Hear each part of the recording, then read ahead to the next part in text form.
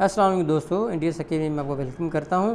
आज हम respiratory disorder पढ़ेंगे। 7th क्लास की साइंस है, पहला चैप्टर है।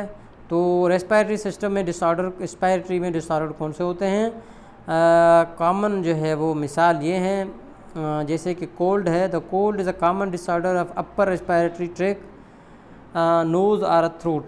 गले और नाक में जो डिसऑर्डर होता है रेस्पिरेटरी का, ये कोल्ड है। The main cause of the cold environment pollution. जब इन्वायरमेंट में कोल्ड पॉल्यूशन हो, ठंडा इन्वायरमेंट हो, तो ये मसला कोल्ड का आता है। Sore throat, cough and congestion, mild headache, sneezing, watery eyes, low grade fever, mild fatigue, ETC वगैरह। ये जो है मिसाल हैं, जैसे कि गला थोड़ा खुश्क हो जाए या कड़वा हो जाए, खांसी आ जाए और थोड़ा सा सर में दर्द हो, स्नीजिंग हो, और उसके अलावा आंखों में थोड़ा पानी आ जाए, थोड़ा हल्का सा बुखार हो और थकावट हो। There is a no cure for the cold. Cold के लिए कोई भी दवा इलाज वगैरह नहीं है।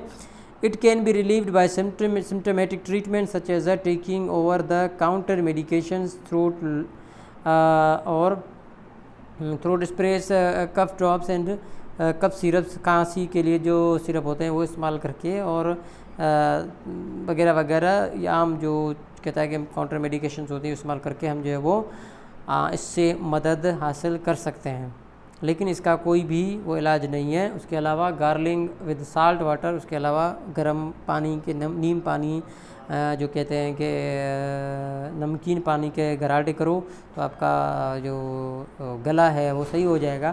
तो ये कोल्ड का ये है। उसके अलावा डिसऑर्डर कौन सा है? ट्यूबरकुलोसिस या TB जिसको कहते हैं। Tuberculosis is the disorder of a lower respiratory system, lungs. ये छोटे नीचे वाला जो तबका है रेस्पिरेटरी सिस्टम का, जिसको लंग्स कहते हैं, उसका है। It is an infection bacterial disease caused by Mycobacterium tuberculosis and in which the lungs are damaged, resulting in a cough and fever. It is transmitted from person to person via nasal secretion and sputum. Transmitted from person to person via nasal secretion from sputum. The symptom of active TB of the lungs are coughing, sometimes sputum with blood, chest pain, weakness, weight loss, fever and night sweats. TB is a treatable with proper medication. Attention, it is a more common in poor people. Malnutrition and poor living conditions facilitate mycobacterium to grow. अच्छा, ये TB नीचे वाला जो lungs है उनकी वजह से होता है। ये इन्फेक्शियस बैक्टीरियल डिजीज़ है, और उसके अलावा ये लंग्स को डैमेज करता है। इसकी वजह से खांसी और फीवर आता है। ये पर्सन टू पर्सन जो है वो क्या कहते हैं, ट्रांसमिट हो सकती है नाक से, जो नेज़ल सेक्रेशन जो होती है उसकी वजह से। इसके जो है वो सिम्टम है खांसी वगैरह, और खून आना, और चेस्ट में दर्द, तकलीफ़ होना, कमज़ोरी होना, वेट का लॉस होना वगैरह वगैरह इसके मसले होते हैं। तो ये है TB। ये सारे दोनों किसके थे? TB और ऊपर से जो हमने पढ़ा था कोल्ड, ये दोनों डिसऑर्डर्स हैं रेस्पिरेशन के। उसके बाद asthma. Asthma is a serious chronic disease of the respiratory airways. In asthma, bronchial tubes are always inflamed, swelling. It is an inherited disease, which means it transfers from parents to their offspring.